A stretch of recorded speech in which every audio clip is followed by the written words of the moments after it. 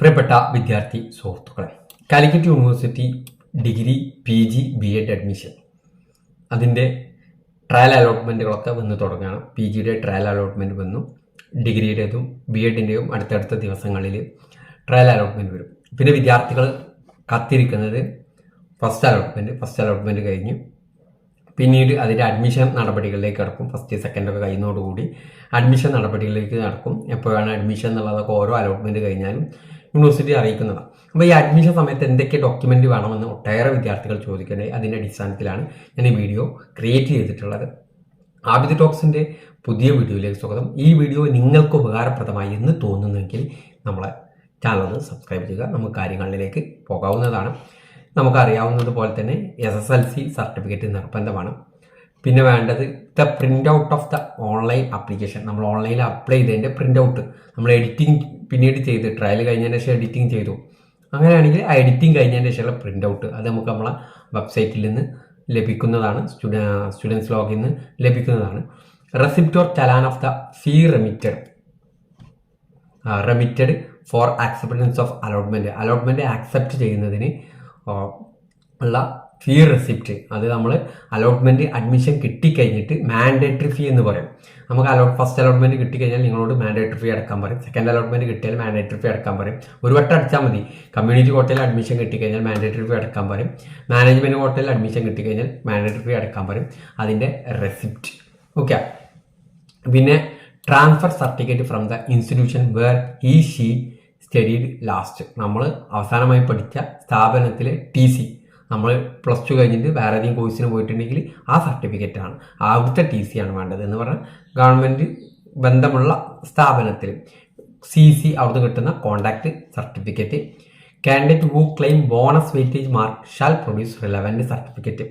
Bonus weightage മാർക്കിന് നമ്മൾ കൊടുത്തതിനുള്ള relevant certificate, നമ്മൾ NSS കൊടുത്തിട്ടുണ്ടെങ്കിൽ NSSൻ്റെ സർട്ടിഫിക്കറ്റ്, NCC കൊടുത്തിട്ടുണ്ടെങ്കിൽ NCCൻ്റെ സർട്ടിഫിക്കറ്റ്, അതുപോലെ തന്നെ സ്കൗട്ട് ആൻഡ് ഗൈഡ്സ് കൊടുത്തിന് അതിൻ്റെ സർട്ടിഫിക്കറ്റ്. ഏതാണോ നമ്മൾ ബോണസ് വെയിറ്റേജ് മാർക്കിന് കൊടുത്തത് ആ സർട്ടിഫിക്കറ്റ് നിർബന്ധമായിട്ട് ഹാജരാക്കേണ്ടതുണ്ട്.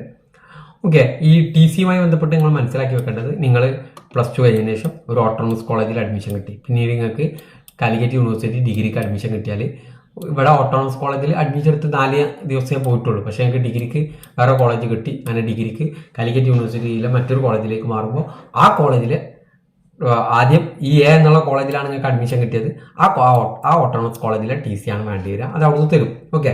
പിന്നെ +2 മാർക്ക് ലിസ്റ്റ് വേണം.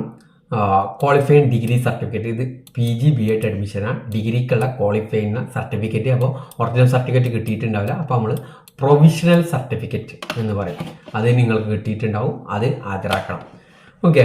Mark list or grade card of the qualify examination, ഡിഗ്രിയുടെ ക്വാളിഫൈങ് എക്സാമിനേഷൻ്റെ mark list or grade card വേണം. ഇനി PG ബേസിലാണ് BEdന് അപേക്ഷിക്കണമെങ്കിൽ PGൻ്റെ മാർക്ക് ലിസ്റ്റ്, ഇവിടെയും PG ബേസിലാണ് BEdന് അപ്ലൈ ചെയ്യണമെങ്കിൽ PGയുടെ